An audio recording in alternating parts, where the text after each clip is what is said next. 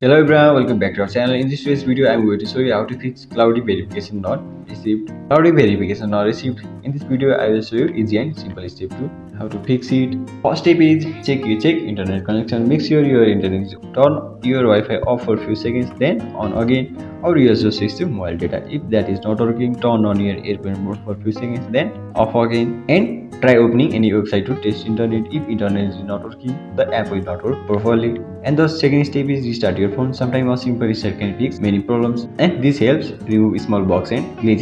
And the another step is check your username and password. Make sure your email or username is correct. Check your password carefully.